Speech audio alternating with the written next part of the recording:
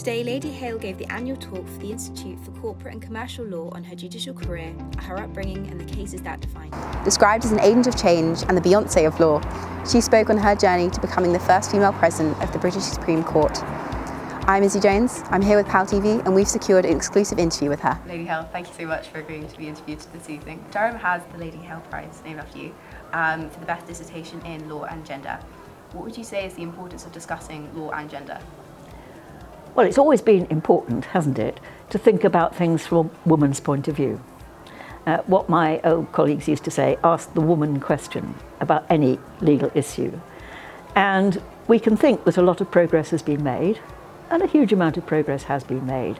But there are an awful lot of new fields to conquer, and that's the great thing about the essays that I have read that have won the GLAD Prize, the Lady Hale Prize, because they've thought of a new question and tried to find some different answers to it. How have your personal experiences contributed to your work to trying to achieve gender equality?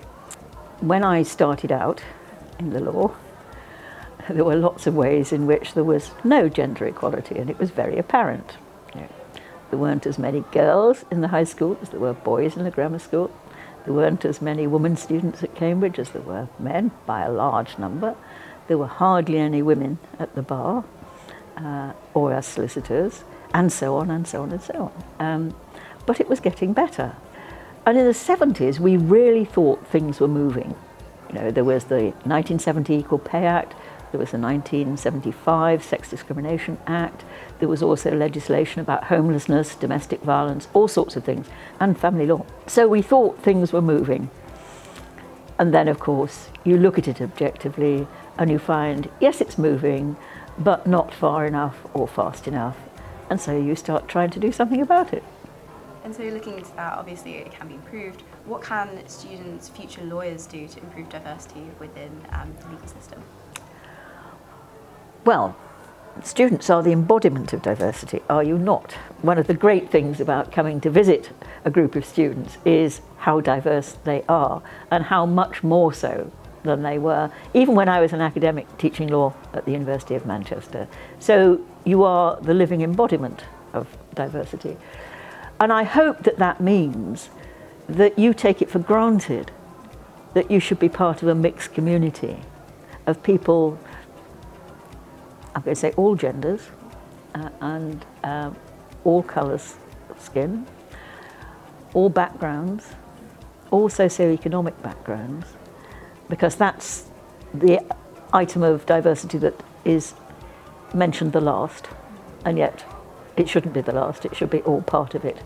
But to the extent that you take it for granted, that means you won't be frightened by the increasing diversity initiatives that there are, and the increasingly merit-based applications processes, because you won't be taking it for granted that certain people should be privileged. So that's the contribution you can make. What do you make of the increased public awareness around yourself following your judgment on proroguing Parliament over Brexit? Would you characterise that awareness as kind of a negative thing or a positive thing? It's probably both negative and positive. I think there are positive things about the public seeing the Supreme Court doing what the Supreme Court should be doing, which is speaking truth to power and upholding the rule of law in an independent fashion. I think that's positive. It was, of course, a matter of chance that I happened to be the president when that case came on. And I am proud to have led the court while that case came on, because we had to move incredibly quickly.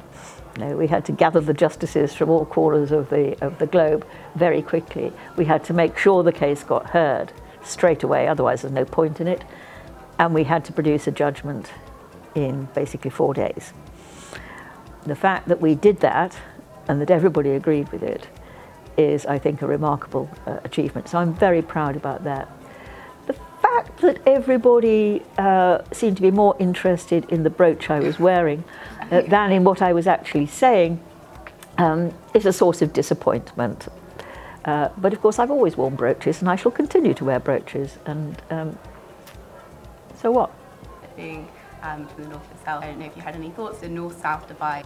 Well, it's very noticeable if you move from the north to the south, that there are a lot of people who have been born and brought up in the south who think that there are bears north of Watford.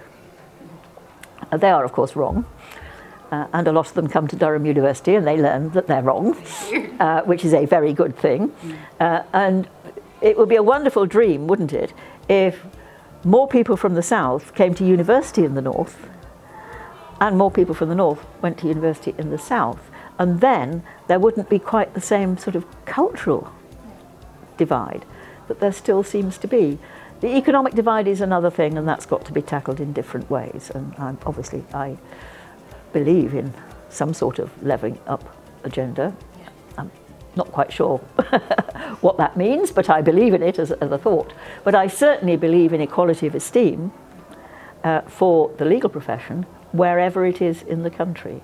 Thank you so much for speaking to us today. It's been a real honour to talk to you. Thank you.